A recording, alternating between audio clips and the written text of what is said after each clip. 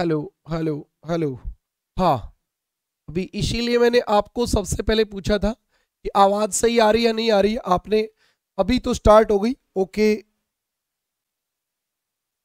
आजकल क्या रहता है, मेरा ऑपरेटर छुट्टी पे चल रहा है और सारे काम मुझे करने होते हैं, तो मैं एक आध बटन इधर उधर ऑन करना भूल जाता हूँ।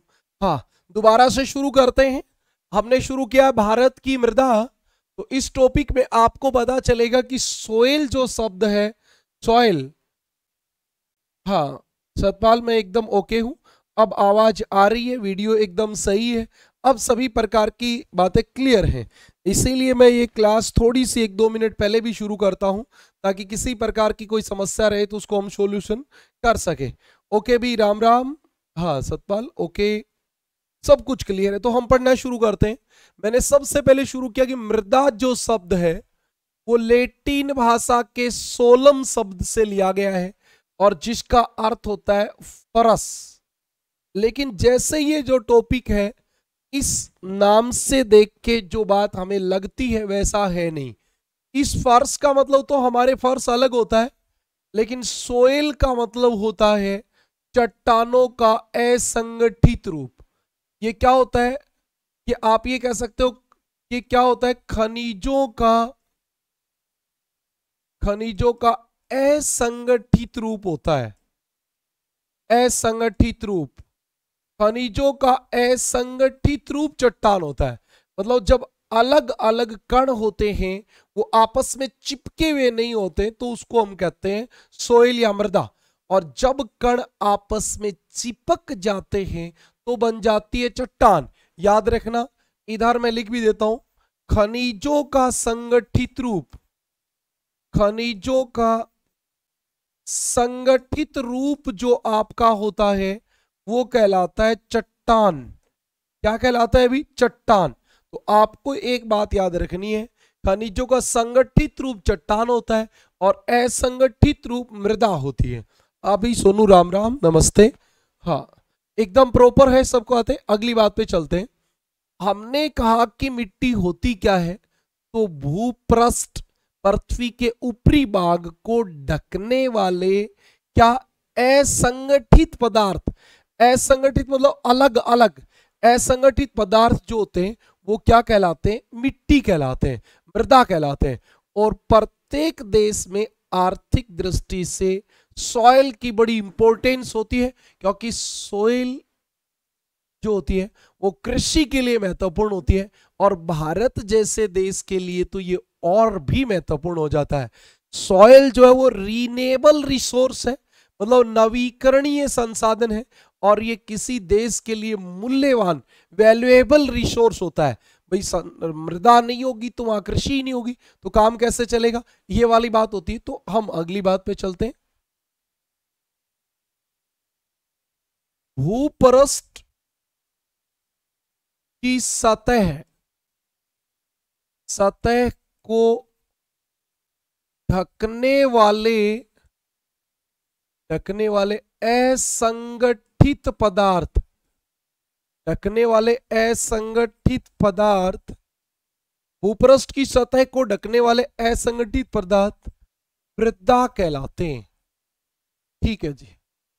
अगली बात, मृदा एक, मृदा एक मूल्यवान, मूल्यवान, साथ में एक दो बात और भी लिखा देता हूं, मूल्यवान अजैविक व नवीकरणीय, नवीकरणीय संसाधन है, संसाधन है। यानी कि आपका मूल्यवान वैल्यूएबल है, एबायोटिक है, बायोटिक नहीं है, जैविक नहीं है, और आपका रीनेबल है। मृदा आपकी अनउपजाऊ हो गई तो आप उसमें उर्वरक डाल के, खाद डाल के वापिस से आप उसको क्या बना सकते हो? उपजाऊ बना सकते हो। ओके। उसके बाद हम चलें तो अगली बात आती कि मृदा बनती कैसे। तो मृदा चट्टानों के, चट्टानों के विखंडन, विखंडन या विघटन एक ही शब्द होते हैं। इसका मतलब होता है भौतिक, फिजिकली किसी चट्टान का टूट जाना। ओके, विखंडन या विघटन, तथा वियोजन, वियोजन, वियोजन का मतलब होता है केमिकली, केमिकली रिएक्ट के द्वारा, जैसे लोहे के जंग लग के जो वो नीचे गिरता है वो वियोजन होता है। और कोई चीज गर्म होके फैलने सिकुड़ने से टूट जाए तो वो आपका विखंडन होता है। तो मृदा चट्टानों के विखंडन तथा वियोजन व जीव जंतु, जीव जंतु तथा वनस्पति के गलने व सड़ने से बनती है, गलने व सड़ने से बनती है। तो यहां हमारी दो चीजें आ गई, एक तो आपके आ गई चट्टान और एक हमारे आगे जीव जंतु और वनस्पति। मतलब मृदा में मेनली जो चीजें होती हैं वो एक तो चट्टान होती है, पेरेंट रॉक्स होती हैं, और एक होती है जीव जंतु व वनस्पति। हाँ भाई कुलदीप, बिल्कुल ये इंपॉर्टेंट होती है, एक आध सवाल आता रहता है आपके दिल्ली पुलिस से लेके एसएससी जीडी सीईटी, आपके एचटेट सीटेट, हर प्रकार के एग्जाम में एक आध सवाल इससे आता है, बहुत डीपली नहीं आता। हम जितनी बातें जैसे एक एक बात पकड़ के बता रहे हैं इतना शायद ना भी आए, लेकिन भाई आप एक बात बताओ, जैसे 50 रुपए की ल्यूसेंट की बुक में जो लिखा है, मान लो मैं भी वही पढ़ाऊं, तो हमारे से कौन पढ़ेगा, कौन ऑनलाइन कोर्स खरीदेगा, क्यों बच्चा पढ़ेगा भाई? उसको कोई एक्स्ट्रा दें, एक बात। दूसरी बात, उसको जो भी बात बताएं वो समझ में आए, तभी तो कोई मतलब निकलेगा ना। हाँ, इसलिए ये वाली बात आपके लिए इंपॉर्टेंट है। हाँ, अगली बात पे हम चलते हैं। इसके बाद हम चलते हैं, एक सवाल बड़ा इंपॉर्टेंट, बहुत बार परीक्षा में पूछा गया। मृदा निर्माण में अपक्षय का, अपक्षय जो होता है, वेदरिंग जिसको बोलते हैं, अपक्षय का महत्वपूर्ण योगदान होता है कि आपका वेदरिंग होता क्या है, अपक्षय क्या होता है? तो चट्टानों का भौतिक या रासायनिक क्रिया के द्वारा अपने ही स्थान पर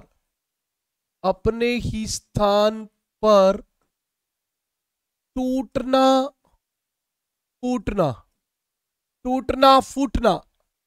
अपक्षय कहलाता है। टूटना फूटना क्या कहलाता है? अपक्षय।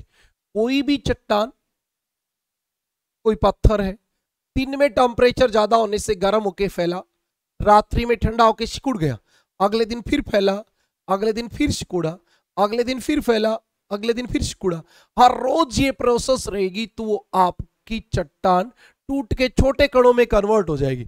मतलब जो ये पत्थर है, इसके ऐसे छोटे छोटे कण नीचे गिर जाएंगे, एक्चुअली गिरते हैं।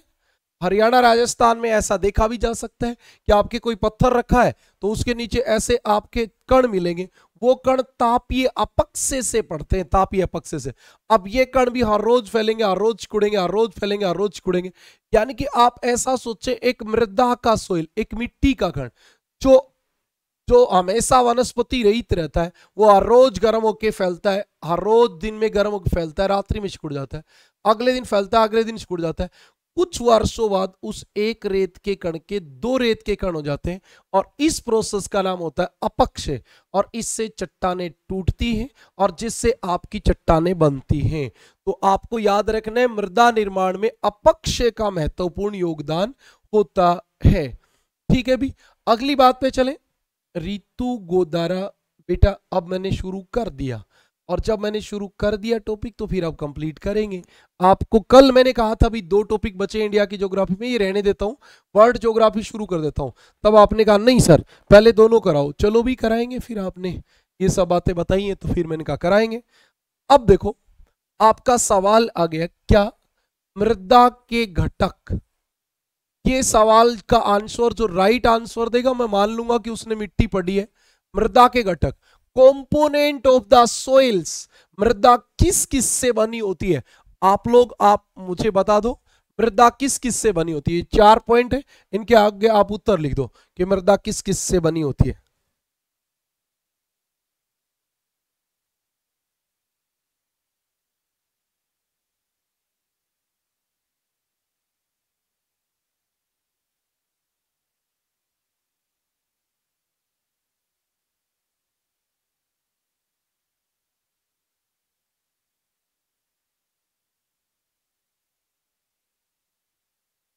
हुड्डा साहब को नमस्ते, राम राम। बिल्कुल भाई, बताइए। हाँ, पहले ये बात सही है परमिला, पहले क्वेश्चन कराएंगे फिर वर्ल्ड ज्योग्राफी कराएंगे। सही बात है, ये बिल्कुल आपका पॉइंट नोट करने लायक है, सही बात है। और जो बात सही है वो सही है, मानी जाएगी वो। हाँ, आप में से किसी ने नहीं लिखा कि इस किससे बना होता है, मृदा किससे बनी होती है। तो आपको पता होना चाहिए मृदा के निर्माण में सबसे ज्यादा जो योगदान होता है वो मिनरल्स का होता है, खनिज पदार्थ का। और मृदा में 40 से 50% जो आपके होते हैं वो होते हैं खनिज पदार्थ। 2 नंबर पे एक शब्द उपयोग होता है ह्यूमस, हुमस। ये आपकी 5 से 10% सामान्य होती है। ओके, शाबाश भाई, विशाखा गोयल ने बिल्कुल राइट आंसर दिया है। हाँ, लेकिन आगे जाके आपने भी गलत बता दिया। 3 नंबर पे जो आपकी मृदा होती है उसमें होती है वायु 25%। और 4 नंबर पे आपके होता है जल। आप देख लेना, जब बारिश होती है तो पानी भरता है, फिर नीचे से बुलबुले निकलते हैं, तब जाके अंदर पानी जाता है। मतलब ये 25% हवा बाहर आ जाती है, फिर वायु चली जाती है। हाँ, ये वाली सामान्य स्थिति ये होती है। बिल्कुल निशु, ये आपकी बात नोट कर ली गई है। हाँ, इतनी बातें आप मुझे बताओ, क्या क्लियर है, समझ में आ गई? ठीक है जी, चलो अगली बात पे। मृदा के निर्माण में खनिज पदार्थ सबसे महत्वपूर्ण होते हैं। ये हुमस क्या होती है सर? बेटा ये जीव जंतु व वनस्पति के अवशेष होते हैं। वनस्पति के अवशेष, जीव जंतु व वनस्पति के अवशेष जो होते हैं उसको हुमस कहते हैं। और ये जितनी ज्यादा होगी मृदा उतनी उपजाऊ होगी। आपको पता होगा हम खेत में मरीड़ा लगाते हैं, मरीड़ा, उसके नीचे बहुत सारी लकड़ी मिट्टी में दब जाती, मिल जाती मिट्टी में, और फिर हम यदि उस मरीड़ों को उठाएं तो उसकी जगह खेती करेंगे, तब वहां सबसे उपजाऊ मृदा होगी, अनाज सबसे ज्यादा होगा, क्योंकि उसमें वनस्पति ज्यादा हो गई, हुमस ज्यादा हो गई। ओके, अब आपके एक सवाल आता है, मृदा निर्माण को प्रभावित करने वाले कारक। मृदा निर्माण को प्रभावित करने वाले कारक, मृदा निर्माण को प्रभावित करने वाले कारक। देखिए आप, मृदा निर्माण को कौन कौन कारक प्रभावित करता है? सबसे पहले मूल चट्टान। जिस चट्टान के टूटने से मृदा बनेगी उस चट्टान में आयरन है, तो मृदा में भी आयरन ज्यादा होगा, सब चीजें होंगी, बिल्कुल सही बात है। 2 नंबर पे आपकी उच्चावच, जैसे आपकी मृदा पर्वत पे बन रही है, पठार पे बन रही है, मैदान पे बन रही है। पर्वत पे बनेगी तो अपरिपक्व अनमैच्योर बनेगी, मैदान में मैच्योर मृदा पाई जाएगी। और 3 नंबर पे सबसे ज्यादा जो प्रभावित करता है वो जलवायु करता है। मैंने एकदम क्रम वाइज आपको ये बातें बताई। 4 नंबर पे आपके जीव जंतु एवं वनस्पति, जीव जंतु एवं वनस्पति की मात्रा जो होती है, अवशेष की जो मात्रा होती है वो वाली। और इसके बाद आपका जो कारक होता है वो होता है समय। समय के हिसाब से ही तो मृदा बनेगी। और मानवीय क्रियाएं, ये आपके कारक हैं जो प्रभावित करते हैं। समझ में आई भी? बिल्कुल सही बात है। अब मैं आपको समझाने वाला हूं। मैंने चित्र इसीलिए नहीं लगाया कि चित्र जो लगा होता है उसमें बातें सुंदर तो लगती हैं लेकिन समझ में नहीं आता, क्योंकि वो प्रोसेस नहीं समझ पाते ना हम। ये कोई भी एक मूल चट्टान है, मूल चट्टान। अब ये मूल चट्टान जो है ये ताप, ये अपक्षय से टूट गई। आप इसको समझे कि मूल चट्टान ताप, ये अपक्षय से टूट गई। और जब ये टूटेगी तो पहले बड़े बड़े पत्थरों में बदलेगी। अब देखो आप, सबसे पहले मूल चट्टान के टूटने से जिस लेयर का निर्माण हुआ उस लेयर को हम कहेंगे सी लेयर। क्या कहेंगे? सी लेयर। इसको वैसे कहते हैं गैसंस्तर। गैसंस्तर।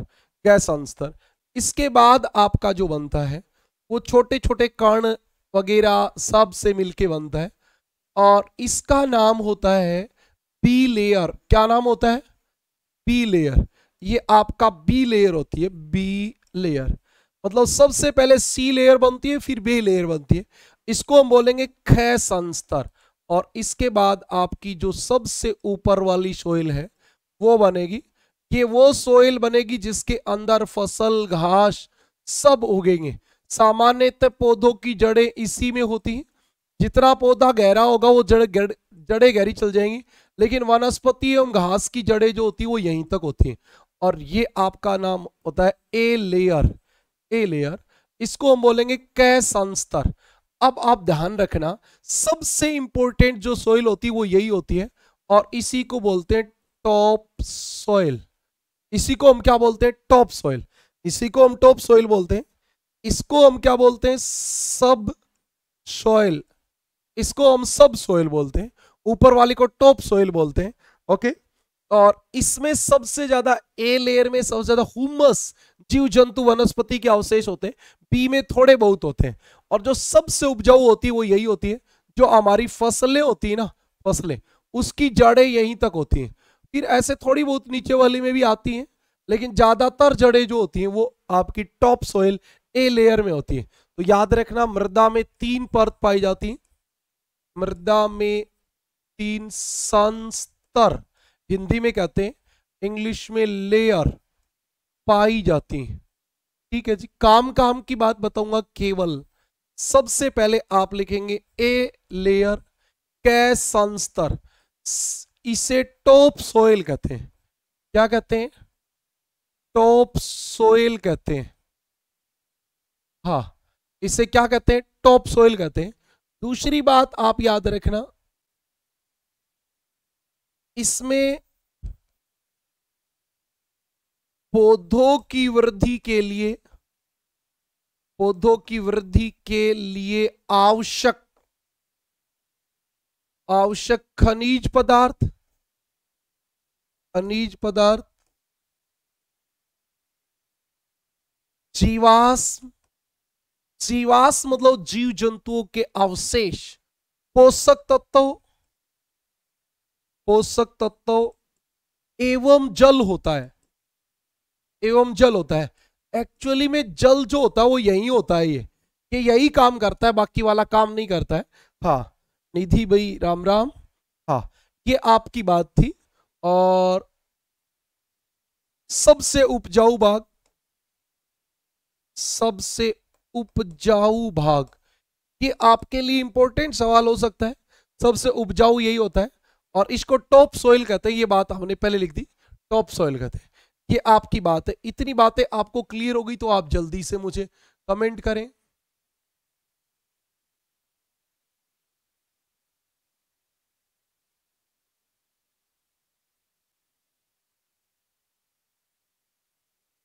ठीक है भी।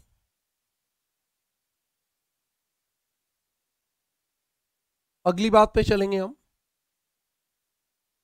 कह सकते हैं क्षय संस्तर। तो क्षय लिखें तो हम सबसे पहले लिखेंगे कै व कै के मध्य का भाग। कै व गै के मध्य का भाग होता है। एक बात, एक इसको क्या कहते हैं? सब सोयल। सब सोयल कहते हैं। क्या कहते हैं? सब सोयल।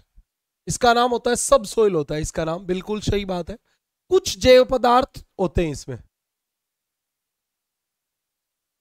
कुछ जैव पदार्थ एवं खनिज पदार्थ होते हैं। खनिज पदार्थ होते हैं। ज्यादा उपजाऊ नहीं होता। सबसे उपजाऊ तो ए लेयर ही होती है। और 3 नंबर पे आपका आ गया गैस संस्तर। ध्यान रखें, गैस संस्तर में काम की बात ये सबसे पहले यही भाग बनता है, सबसे पहले यही भाग बनता है। सबसे पहले कोई भाग बनता है वो यही बनता है, प्रथम अवस्था में यही बनता है। हाँ, इसकी रचना डीली मूल चट्टानों से होती है, मूल चट्टानों से होती है। इसकी रचना ढीली मूल चट्टानों से होती है। याद रखना, इन तीनों लेयर के नीचे, तीनों लेयर के नीचे क्या होती है? मूल चट्टान, मूल चट्टान होती है। जिन बच्चों को इन चीजों में ज्यादा इंटरेस्ट नहीं, वो केवल सुन लो। अब आप सुन भी लोगे तो आपके जो क्वेश्चन आएगा वो आराम से आपका सही हो जाएगा, दिक्कत वाली बात रहेगी नहीं किसी प्रकार की भी। तो ये आपकी बात थी, इतनी चीजें क्लियर हो गई। जल्दी से आप देखो, नहीं लिखा है तो लिख लो।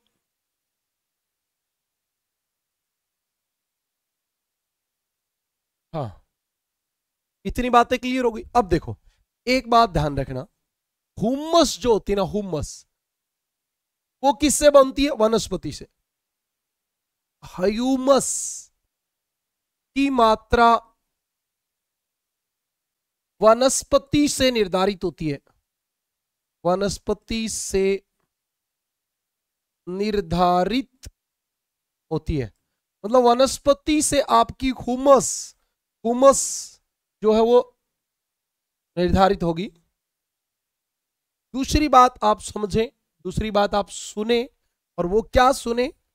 मिट्टी में या मृदा में, मृदा का पीएच मान, पीएच मान आप जानते हो ना, अम्लीय मृदा, क्षारीय मृदा, पीएच मान 7 है तो आपकी सामान्य है, उससे नीचे है तो अम्लीय, उससे ऊपर है तो क्षारीय, वो वाला।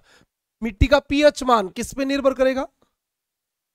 स्थानीय उच्चावच, स्थानीय उच्चावच। आपका मैदान है, पर्वत है, कहां है? स्थानीय उच्चावच। वह जलीय दशाओं, जलीय दशाओं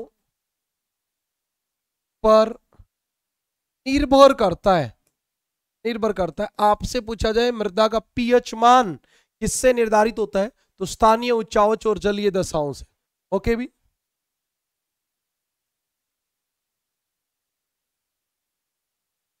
निधि बेटा एक बार आप बाद में या तो मेरे को कॉल कर लेना। हाँ, या ये तो बात नेट से रिलेटेड बातें हम यहाँ इस क्लास में ज़्यादा डिटेल से कर नहीं पाएंगे, तो इसके लिए आपको दोबारा से संपर्क करना पड़ेगा। एक बार हम इस बात को कंप्लीट करते हैं, तो ये कर देते हैं। क्लास की टाइमिंग चेंज मैं मेरी तरफ से कुछ नहीं करता। हाँ, अब मैं आपको दो चीजें और बताऊंगा। एक नंबर आप सुनेंगे क्या? कैल्सीकरण, कैल्सीकरण। अच्छा, आप इसको सीधा केवल इतना समझ लो कि मिट्टी में जो नमक होता है ना, नमक, मिट्टी में जो नमक होता है, लीचिंग भी कह देते हैं, नहीं लीचिंग तो निक्षालन को कहते हैं, कैल्सीकरण, केसिका क्रिया कहते हैं। इसमें क्या होता है? मिट्टी में जो नमक होता है वो ज्यादा सिंचाई करने से ऊपर आ जाता है, बस इतनी बात है। हम ये कह सकते हैं वाष्पीकरण के द्वारा मिट्टी का नमक, मिट्टी का नमक धरातल पर आ जाता है, धरातल पर आ जाता है। और जब मिट्टी का नमक नीचे से निकल के बाहर आ जाए तब हम उसको क्या कहेंगे? तब हम उसको कैल्सीकरण कहेंगे। उसको क्या कहेंगे? कैल्सीकरण कहेंगे, केसिका क्रिया भी कह देते हैं इसको। हाँ, यह अत्यधिक सिंचाई से होती है, मतलब ज्यादा पानी लगाने से नीचे का नमक ऊपर आ जाता है, उसी को कहते हैं। हाँ कुसुम, सब पॉसिबल है, कोई इशू नहीं है। हाँ, अगली बात पे चले हम। एक होता है निक्सालन क्रिया, निक्सालन, निक्सालन क्रिया। अच्छा देखो, ये सवाल तो बड़ा काम का है। लेटेराइट मिट्टी का निर्माण निक्षालन क्रिया से होता है। इसका मतलब केवल ये होता है उष्ण कटिबंधीय क्षेत्रों में जब भारी बारिश होती है तो जल के साथ, जैसे चुन्ना पत्थर है, वो सब बह जाते हैं और उनके बहने को क्या कहते हैं? निक्षालन। मतलब मिट्टी में से कुछ चीजें पानी के साथ बह जाएं, उसका नाम होता है निक्षालन। निक्षालन। उच्च ताप व उच्च वर्षा वाले भागों में, उच्च ताप व उच्च वर्षा वाले भागों में, उच्च ताप व उच्च वर्षा वाले भागों में वर्षा जल के साथ, वर्षा जल के साथ चुन्ना पत्थर व सिलिका का बह जाना, बह जाना, चुन्ना पत्थर व सिलिका का बह जाना, मतलब पानी के साथ बह गई है ना। और याद रखना लेटेराइट, सबसे इंपॉर्टेंट यही है, लेटेराइट मिट्टी व लाल मिट्टी, लाल मिट्टी में निक्षालन अधिक होता है। निक्षालन होता है मतलब आप समझ गए हो कि मिट्टी के अंदर घुले हुए कुछ चीजें पानी के साथ बह जाएं, उसकी बात होती है निक्षालन क्रिया में। हाँ, एक ही बात है बेटा, कैल्सीकरण कैल्शियम से संबंधित होती है। कैल्शियम एकत्रित हो जाता है, ये बात भी आप कह सकते हो। हाँ, कि आप ये भी कह सकते हो इसमें, धरातल के ऊपर कैल्शियम, कैल्शियम धरातल के ऊपर कैल्शियम एकत्रित हो जाता है, ये भी आप कह सकते हो। धरातल के ऊपर कैल्शियम एकत्रित हो जाता है। हाँ, इतनी बातें क्लियर है क्या? जल्दी से बता दो। यदि इतनी बातें क्लियर हैं तो फिर हम अगली बात पे चलते हैं।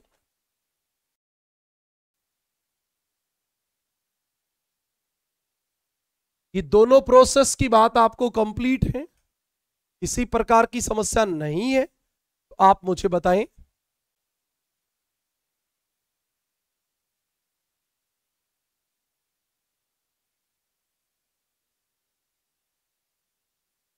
एक बच्चा पूछ रहा है सर हुमस किससे बनती है?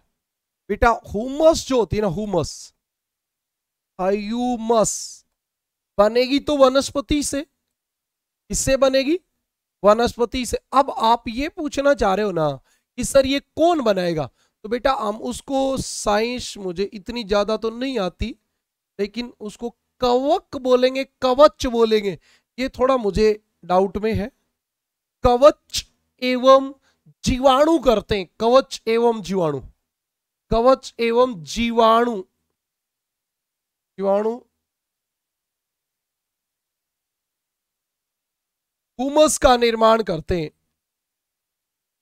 ह्यूमस का निर्माण करते हैं। अब भाई थोड़ा मुझे साइंस ज्यादा आती नहीं है, तो या कवच या कवक कोई ऐसा कोई डिफरेंस हो तो आप देख लेना। मेरे हिसाब से कवच ही होता है ये। हाँ,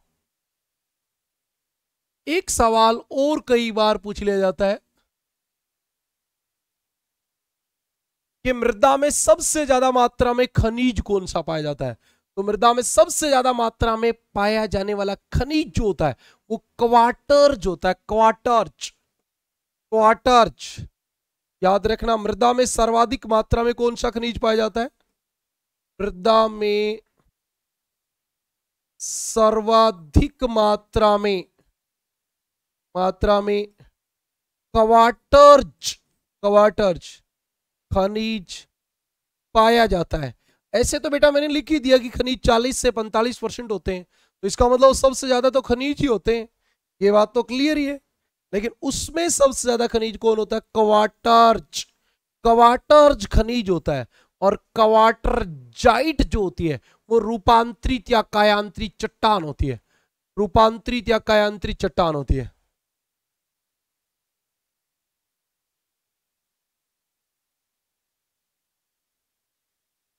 ओके, अब हम चलेंगे अगली बात पे, और मैं आपके साथ एक डिस्कस करूंगा मृदा में उपस्थित जल। अच्छा, सीधा शॉर्ट बता देता हूं इसको। नंबर एक आपका जो होता है मृदा में उपस्थित जल, उसको हम कहते हैं आर्द्रता ग्राही जल, उसको कहते हैं आर्द्रता ग्राही जल। 2 नंबर पे आपका होता है केशिका जल, केशिका जल। और 3 नंबर पे आपका होता है गुरुत्व जल, गुरुत्व जल। ये 3 प्रकार के जल होते हैं, 3 प्रकार के जल होते हैं। बताओ आप जानते हो क्या इनके बारे में?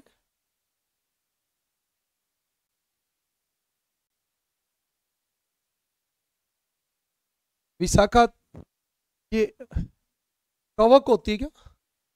हाँ, ये बात मैंने आपको पहले भी कहा बेटा, क्योंकि मुझे डिफरेंस का ही नहीं पता कवक और कवच में क्या होता है।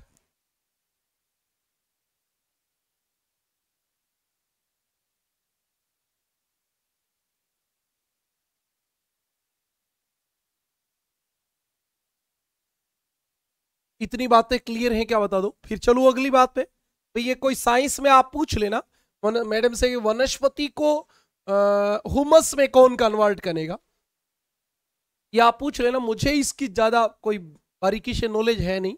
हाँ, जितनी बातें हमें आती हैं उतनी ही बात करते हैं हम। ऐसा नहीं कि फैला फैले में कुछ भी बता देना।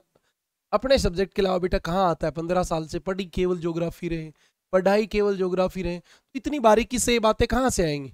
हाँ, अब मैं आपको बताता हूं, ये एक रेत का कण है, ये एक रेत का कण है, और इसने पानी को अपने अंदर धारण कर लिया, धारण। इसको कहेंगे मृदा के कण द्वारा धारित जल या धारित जल। इसका मतलब धारण कर लिया, धारण, धारण का मतलब अपने अंदर चूस लिया, जिसको बोले हम चूस लिया। मतलब रेत को कण चूस ले पानी ने, और रेत का कण कम है चले जा पानी, उस पानी का नाम होता है आर्द्रता ग्राही जल। ठीक है, ये कैसे होता है? ये ऐसे होता है जैसे ये रेत के कण है, ये सब आपके रेत के कण है, ये सब रेत के कण है। और अब देखिए आप, इन रेत के कणों के बीच में, इनके बीच से ऐसे यहां से ये पानी भरा रहता है, ऐसे इनके बीच में पानी भरा रहता है, इनके बीच में पानी भरा रहता है, ऐसे जो खाली जगह रहती है उसमें पानी भरा रहता है, जैसे पानी होता है वैसा ही भरा रहता है। और इस भरे पानी को हम क्या कहते हैं? केशिका जल, जो रेत के कणों के बीच में होता है। क्या कहां होता है? रेत के कणों के बीच में होता है। और आपको बताना है फसल वृद्धि में उपयोगी। अच्छा, ये दिखेगा कि नहीं दिखेगा ये कोई गारंटी नहीं है, इसको दोबारा रिपीट कर देते हैं। फसल वृद्धि में उपयोगी, जो आपकी फसल मिट्टी गिल्ली रहती है ना, हम नहीं कहते मिट्टी गिल्ली है अभी, तो उससे कुछ नहीं फर्क पड़ता।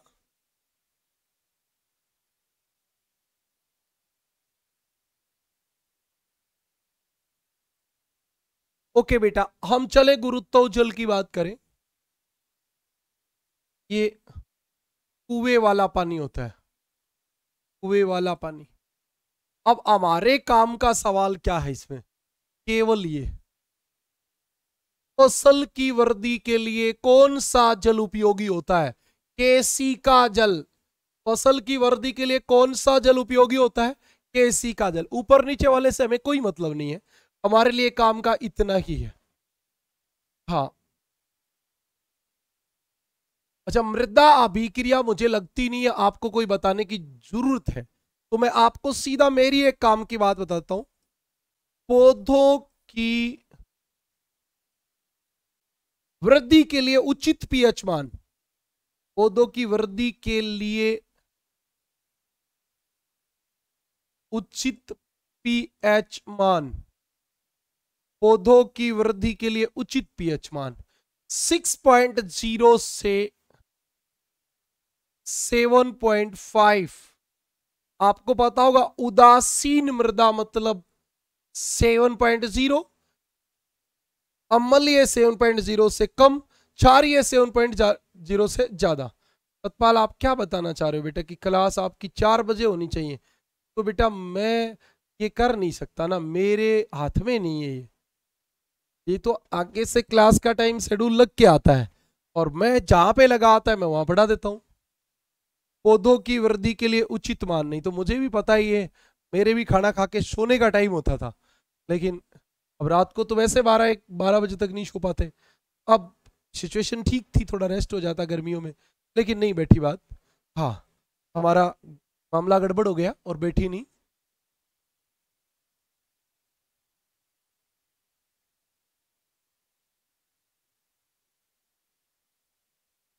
इतनी बात क्लियर होगी? दो बातें और बता दूं।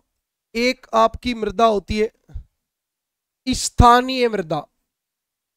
स्थानीय मृदा का मतलब जहां बनी वहीं रहे। एक आपकी विस्थापित मृदा, माइग्रेट सोइल, तो पता ही है ये क्या बताना है।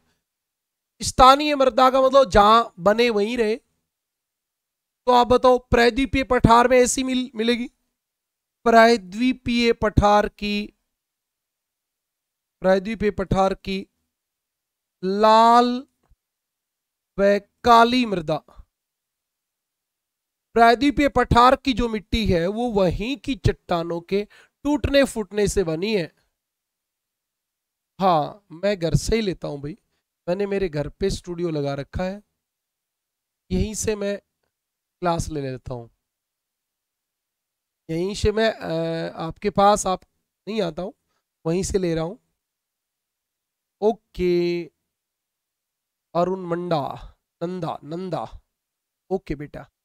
चले अगली बात पे, इसके बाद आपको समझ में आया ये लाल और काली मृदा जो हमारी है ये आपकी कौन सी मृदा है? स्थानीय मृदा। अब आप सुनिए, उत्तर के मैदान की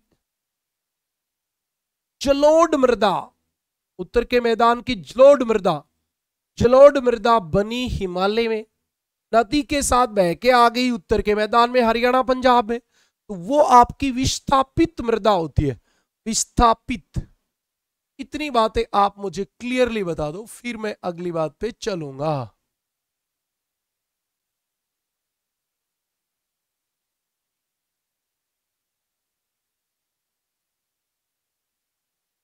ओके, जल्दी से आप बताएं। मैं आपके कमेंट को ट्राई करता रहता हूं कि जब आप कहोगे सर ओके है तो फिर हम चल देंगे। इससे सामने इसलिए नहीं खड़ा रहता कि आप लिखते रहते हो।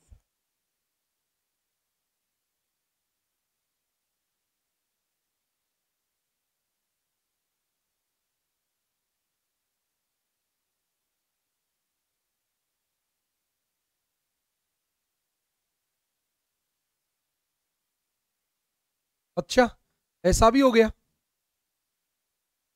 ये ऋतु, ये आज उनको आप 2-4 सुनवाओगे, इसका मतलब ये है। हाँ, ओके, चलते हैं हम अगली बात पे। और अगली बात है क्लासिफिकेशन ऑफ इंडियन सॉइल, भारतीय मृदा का वर्गीकरण। भारतीय मृदा का वर्गीकरण, भारतीय मृदा का वर्गीकरण। चलते हैं अगली बात पे।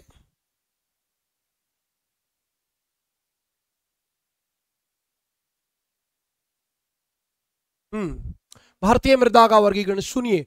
भारतीय कृषि अनुसंधान परिषद यानी ICAR, ICAR, ICAR, Indian council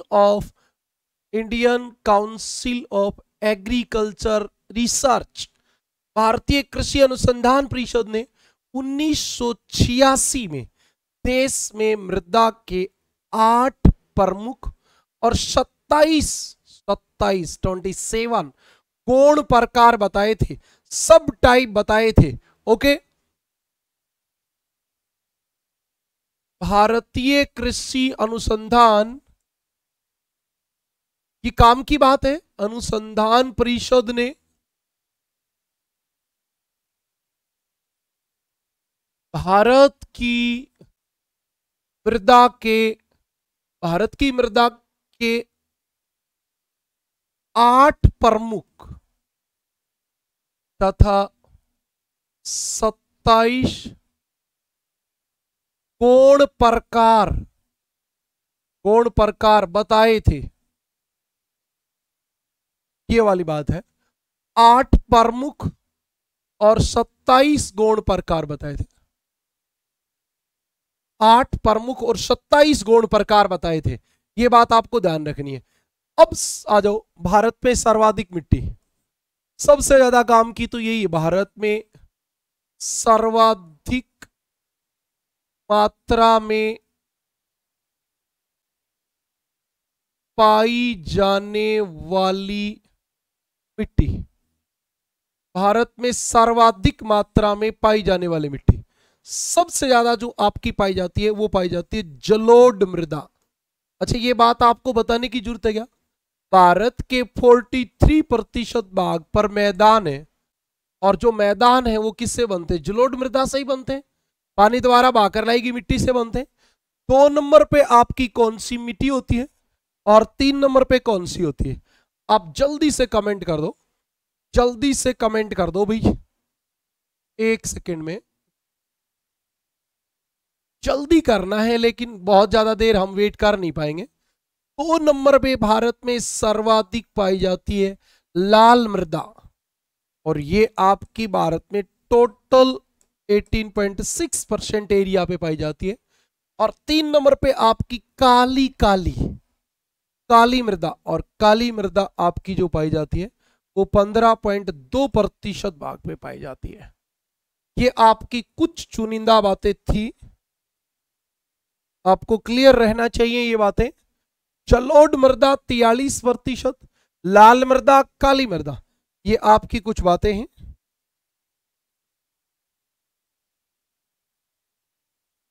हाँ, इतनी बातें आपके क्लियर हैं तो आप मुझे बता दो।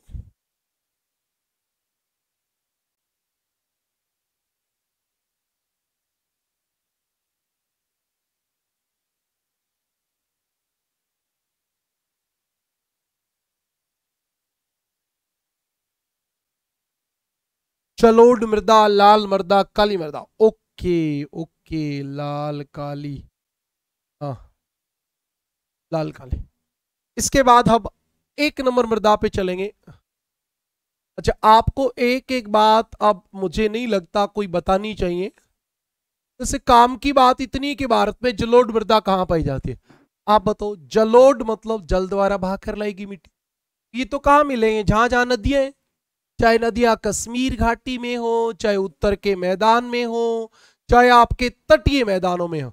और आपको पता है सबसे उपजाऊ मिट्टी कौन सी होगी? जलोढ़ मृदा। जलोढ़ को भी हम 2 भागों में बांट दे, पुरानी जलोढ़ और नवीन जलोढ़, न्यू एलुवियल और ओल्ड एलुवियल। तो new alluvial is most fertile soil, okay, और this soil is formed by rivers, okay. और इसका जो स्ट्रक्चर होता है वो बालू रेत से चिकनी, मतलब कण ज्यादा मोटे नहीं होते, छोटे होते हैं। और इसमें पोटास और चुन्ना पत्थर की अधिकता होती है, पोटास और चुन्ना पत्थर की। और कमी किसकी होती है? फास्फोरस, नाइट्रोजन और जीवाश्म। भारत की हर मिट्टी में नाइट्रोजन की कमी होती है, इसीलिए हम डालते हैं यूरिया। Urea mean 46% nitrogen. नहीं, लेटेराइट इसका एक प्रकार आगे जाके होता है, कलर के आधार पे हो सकता है, ऐसा नहीं है बेटा। हाँ, उसके बाद आपको बताना है कि काम क्या आती है, कौन सी कृषि के लिए सबसे उपयुक्त होती है? जलोढ़। तो चावल, गेहूं, गन्ना, ये आपकी बात होती है। पंजाब से लेके असम तक उत्तर के मैदान में पाई जाती है। भारत के 43% भाग पर उत्तर के मैदान, तटीय मैदान व नदी घाटियों में, नदी घाटियों में यहां पाई जाएगी। एक बात, दूसरी बात आप याद रखना, इस सोइल की खास बात क्या रहेगी? सबसे उपजाऊ, सबसे उपजाऊ मृदा। मेनली क्या क्या उत्पन्न होगा? गेहूं, चावल और गन्ना। इन तीन फसलों के लिए सबसे बेटर मृदा यही होती, बेटर सोइल यही होती है। और इसका स्ट्रक्चर, गठन कैसा होता है? तो बलुई, बलुई से चिकनी। एक दिन मैंने आपको पहले भी बताया होगा, ज्योग्राफी में बड़े पत्थरों को गोलास्म कहते हैं, उससे छोटे को गोलास्मिक, गुटिका, कणिका, बजरी, बजरी मतलब मोटे कण, रेत उससे छोटे, उसके बाद चिका, मृदा और आपकी पंख, ये कणों के आधार पे होती है। हाँ, दोमट भी बोल देते हैं इसको। गलत बात। चलते हैं अगली बात। बलुई मृदा होती है, बलुई से चिकनी। अगली बात पे चले, प्रधानता।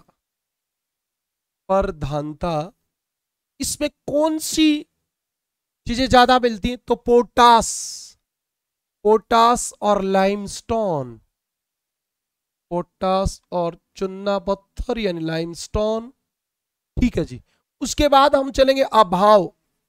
हमारी मिट्टी में फास्फोरस तो कहीं कहीं ज्यादा भी मिल जाती है, लेकिन लगभग कमी रहती है। लेकिन नाइट्रोजन की तो हर जगह कमी है भारत की मिट्टी में, नाइट्रोजन। और उसके बाद आप चलें तो जीवाश्म। अब जीवाश्म भी वहां ज्यादा मिलेंगे जहां वनस्पति ज्यादा होगी, और वो मिट्टी में मिलेगी, नहीं तो कमी रहेगी। हाँ, और विस्तार की बात करें तो कहां से कहां रहेगी? हम बता सकते पंजाब से असम। भाई मोटे तौर पे तो पंजाब से असम, वैसे मैंने उधर बता दिया तटीय मैदान। ये आपकी पहली सोइल थी, बताओ इसमें कोई दिक्कत रही क्या? आपको एक बात याद रखनी, सबसे उपजाऊ मिट्टी। हाँ, सबसे पहले जो आपको बात याद रखनी है वो कौन सी रखनी है? सबसे उपजाऊ मिट्टी, सबसे उपजाऊ मिट्टी। इसके दो टाइप होते हैं वैसे, नवीन जलोढ़ मिट्टी, नवीन जलोढ़ जहां हर साल बाढ़ आती है, और प्राचीन जलोढ़ जहां आजकल बाढ़ नहीं आती। इट मीन्स दिस इज बांगर और दिस इज खादर। खादर न्यू एलुवियल सॉइल से बना होता है, बांगर ओल्ड एलुवियल सॉइल से बना होता है। इतनी बातें क्लियर हो गई हो तो फिर मैं अगली बात पे चल पड़ता हूं। थोड़ी सी शायद जल्दबाजी कर दी हमने।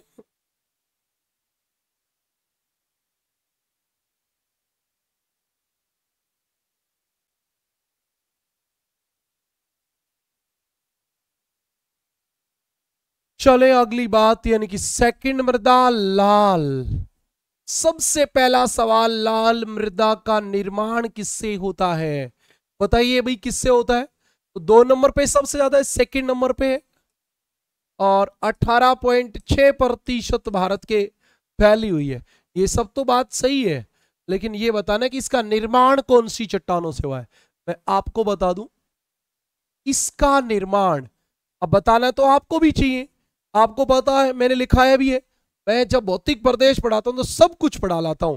जैसे आपको याद होगा, कर्नाटक का पठार मिट्टी लाल, खनिजों की दृष्टि से धनी, यहाँ पे आपके सोना और लोहा मिलता है। तेलंगाना का पठार मिट्टी लाल, छोटा नागपुर पठार मिट्टी लाल, मेघालय का पठार मिट्टी लाल, और कर्नाटक का पठार, तेलंगाना का पठार, छोटा नागपुर का पठार और मेघालय का पठार, इनका निर्माण किससे हुआ था? आपको याद हो तो कुड़प्पा, धारवाड़ व आर्कियन चट्टानों से, आर्कियन चट्टानों से इस मिट्टी का निर्माण हुआ है। मिट्टी लाल क्यों है? तो आपको सबको पता है, इसमें क्या ज्यादा है? Iron, iron oxide, iron oxide की अधिकता, आयरन ऑक्साइड की अधिकता रहती है। एकदम सही बात है ना? हाँ, बताओ और क्या बताओ। ये सवाल तो ये भी आ जाता है, लेकिन ये याद नहीं रहता भैया। प्रधानता और कमी भाई कैसे याद रहे? हर सोइल का नहीं रह सकता। एक आध का तो हम बता दें, इसमें वही है वैसे तो, पहले वाला ही, नाइट्रोजन, फास्फोरस, जीवाश्म। जीवाश्म की कमी मतलब जो जलोढ़ मिट्टी में कमी थी वही इसमें कमी है। इसमें ज्यादा क्या है, तो ज्यादा तो पता ही है, लाल है तो लोहा और एल्यूमिनियम। एल्यूमिनियम, एल्यूमिनियम भी ज्यादा होता है क्योंकि, हाँ एल्यूमिनियम भी ज्यादा होता है। और चुन्ना भी ज्यादा होता है, चुन्ने का अंश, चुन्ने का अंश भी ज्यादा होता है। तो इसमें प्रधानता बदल गई। कमी तो भारत की मिट्टियों में लगभग इन्हीं चीजों की रहेगी। एक बच्चा पूछ रहा है सर ये बेटा मैं और ज्यादा बताऊंगा तो फिर ज्यादा बढ़ जाएगी, अम्लीय मृदा है। और एक बात और बता दूं, ये जो मिट्टी है ना, ये सर्वाधिक कहां पाई जाती है, तमिलनाडु में। मुझे लगता है ये वाली बात आपको शायद कम पता होगी, सर्वाधिक कहां मिलेगी, तमिलनाडु में, तमिलनाडु में। बाकी आपको याद ही है, तमिलनाडु, कर्नाटक, तेलंगाना, आंध्र प्रदेश, ओडिशा, छत्तीसगढ़, झारखंड, नीचे नीचे वाले सारे पठार हैं। हाँ, कर्नाटक, और कर्नाटक से आप सीधा बताओ किधर चलोगे, जिधर चलोगे तेलंगाना की ओर निकल लेते हैं। तेलंगाना, आंध्रा, उड़ीसा, झारखंड, छत्तीसगढ़ और मेघालय, मेघालय सब आपको कर्नाटक का पठार, तेलंगाना का पठार, छोटा नागपुर का पठार, मेघालय का पठार, मिट्टी लाल। यही तो बात आपके लिए काम की है। तो ये यहाँ क्या बताएं अब, मुझे नहीं लगता। अच्छा एक बात तो और बताऊंगा भाई, सिंचाई करने के बाद खेती किसकी होगी, बिना सिंचाई की तो होगी नहीं। सिंचाई की सहायता से बाजरे व तंबाकू की कृषि के लिए उपयोगी। वैसे तो ज्यादा उपजाऊ मृदा होती नहीं है। बाजरे, बाजरे और तंबाकू, इन दोनों की खेती यहां की जा सकती है, बाजरे और तंबाकू की। इसके बाद जो हम चलेंगे वो चलेंगे काली मिट्टी पे। काली मिट्टी का सबसे पहला बात, लोकल लैंग्वेज में इसको रेगूर मिट्टी कहते हैं, रेगूर। रेगूर उत्तर प्रदेश में काली करेल मिट्टी, काली करेल कपास मिट्टी, काली करेल कपास मिट्टी भी कहते हैं। अंतरराष्ट्रीय इंटरनेशनल लेवल पे कहते हैं आपकी ट्रॉपिकल चर्नोजम सॉइल, और India third largest soil group, Bharat का तीसरा बड़ा मृदा समूह है। और मैक्सिमम कहां मिलेगी, तो आपको पहले सोचना है दक्कन का पठार और मालवा के पठार में। दक्कन का पठार और मालवा का पठार कहां है, वहीं मिलेगी बस। इसमें आपको याद रखना है प्रधानता किसकी होती है, चुन्ने की, कैल्शियम की, पोटास की, एल्यूमिनियम की, मैग्नीशियम की, कार्बोनेट की, लोहा की, बहुत सारी चीजों की। लेकिन कमी वही तीन चीज, नाइट्रोजन, फास्फोरस और जीवाश्म। और जब ये गिल्ली हो जाती है, फूल जाती है और चिपचिपी हो जाती है, और जब सूखती है तो इसके अंदर दरारें पड़ जाती हैं, दरारें।